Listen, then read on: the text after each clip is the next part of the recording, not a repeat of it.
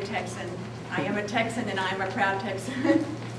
And Texas is a great place to vegetable garden. There's a lot of things that we can grow here, really, especially in central Texas where we live, we can garden year-round.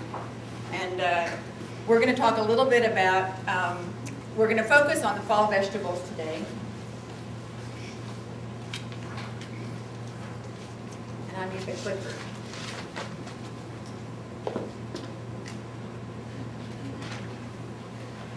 Okay, like I said, I am here to elevate vegetables to a higher level. My friends call me Veggie Woman. I'm not a vegetarian. I'm not here to convince you to be a vegetarian. I just want to say it's important to eat vegetables. And there's a lot of research that shows that vegetables are really good for us. And we've always known that we should be eating, what, 4 servings of fruits and vegetables a day. That's what it's been ever since I was a kid. My mother was a dietitian, and that's what she taught us.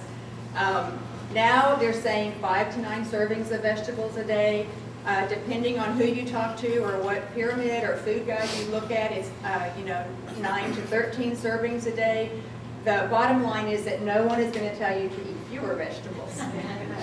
And by the way, this little guy running up the stairs is to tell you that we need to have activity. Physical activity is an important part of a healthy lifestyle, and so of course gardening, vegetable gardening, incorporates all of that. These don't count. This is one of my pet peeves. Can you read that? It says garden harvest half serving of vegetables in these crackers. Well, maybe so, but this is what they're made out of: dehydrated vegetable blend containing carrots, onions, celery, cabbage, red bell pepper. That's not how I want to get my vegetables, so I'm not saying don't eat that. I'm just saying, don't count it as a vegetable serving. Get your vegetables from fresh, whole sources of vegetables. That's what's good for us. And scientists are discovering there's evidence that the phytochemicals and the antioxidants found in vegetables help to prevent cancer. They help, they help with diabetes, obesity. Just a healthy lifestyle is really tied to physical activity and the proper diet. So vegetables are just a really important part of that, and I just think they don't get enough credit.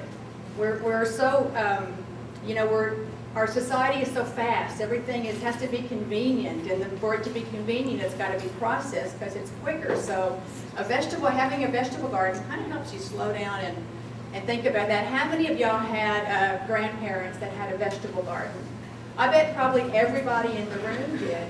This is my pop-pop out in North Carolina, my mom's dad, my grandma in Oklahoma, my dad's mom. Everybody, I have really great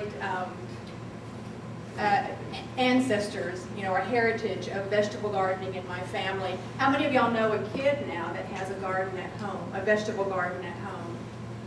Okay, see, look around, there's only about 7 hands that go up. So I did grow up in Midland, and this is my dad's garden when I was a kid. When he started digging up this soil and put up a chain link fence and got the rototiller out, my youngest brother thought he was putting in a pool. But no, as you can tell, my dad loved onions and cabbage and cole crops. So anyway, and then these are my kids. I have 2 daughters, and these are my daughters when they were younger in a little garden that we had in Houston. And I've had a garden in every house I've lived in. We've moved around a bit with my husband's career. I've always had a vegetable garden though.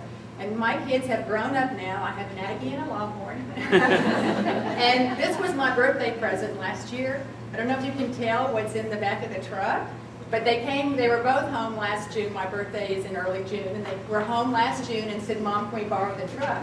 They went away for an hour and came back and said, "Come here, we have your birthday present in the back of the truck." And I'm like going, uh-oh, what does that mean? Well, they had gone around, made a little map quest of all the coffee shops near our house. And they had gone around and collected coffee grounds for me and put them in the truck, brought them home. Now that's a good birthday present. So my birthday is next Saturday, and I'm saying, this is a good precedent. What do I want for my birthday? I want you to go get me some more coffee grounds. But they did that all on their own. So I know that I planted the seed in my children, and I hope that others out there are doing the same. They don't have gardens right now. They're busy, in school and work and that kind of stuff, but one day, you know, it's there, and that's the important thing. Now, when I start thinking about fall gardening, I'm thinking about Thanksgiving and what am I going to serve, what can I plant in the garden that I can harvest and have for Thanksgiving. And by the way, the game this year is on November 25th, 7 o'clock in the evening. It's a big deal at our house. So if you think about the last first freeze here in central Texas is, I'm just going to say, around November the 15th. So you got mid-November, and then you're going to count back. Most of the vegetables that we're going to be talking about will take 60 to 90 days, so that means we need to be planting in August or September. So there's a lot of benefits for growing fall vegetables. It's a little bit different of a garden than the kind that we're growing right now. We got more rain, hopefully. We have cooler temperatures eventually. The vegetables have better flavor because they ripen in the cooler temperatures of fall. Fewer or just different insects, not usually as bad in the fall.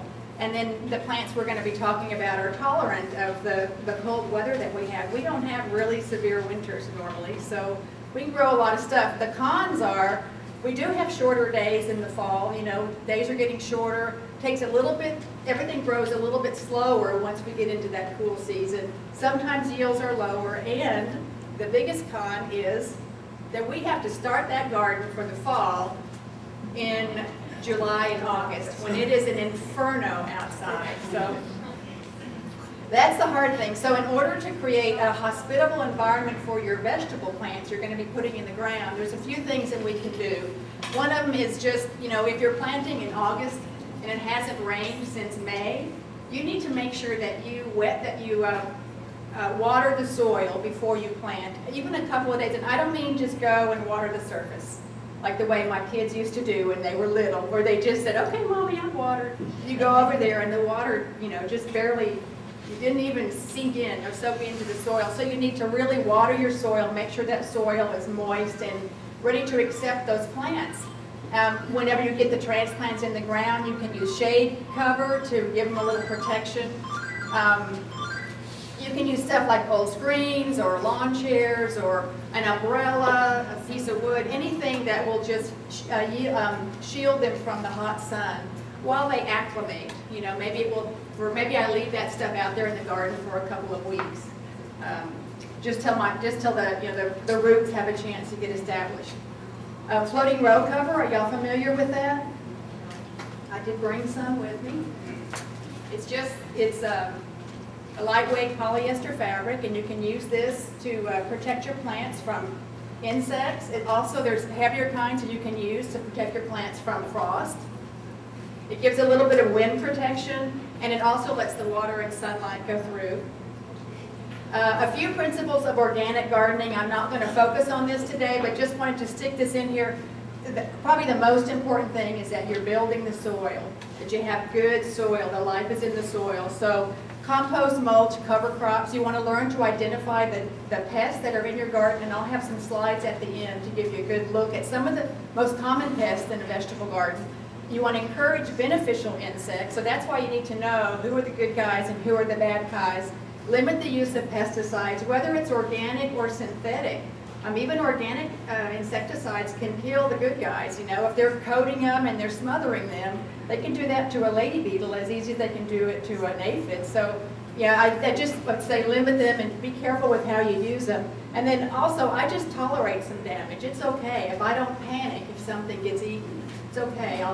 It's still going to be good for me. I hope you all have a compost pile. I have my best friend who lives in Houston, and I've known for probably 20 or 25 years, does not have a compost pile. Still can't believe I keep a compost bucket under my sink. And so I put this slide in just to say this is a normal thing, it's okay. How many of y'all have a compost bucket under your sink? Yes.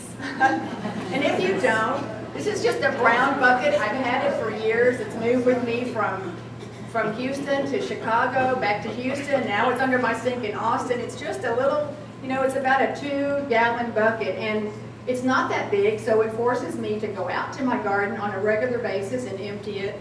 These are some of the things that you can put in your garden. And by the way, I forgot to tell y'all have a handout that says fall vegetable gardening. And that has got everything that's printed on the slides is in that handout and more. And usually my talks go a little bit longer than an hour, so I've condensed my slides, but you have a lot more information on that handout, so you shouldn't have to worry about writing any of this stuff down.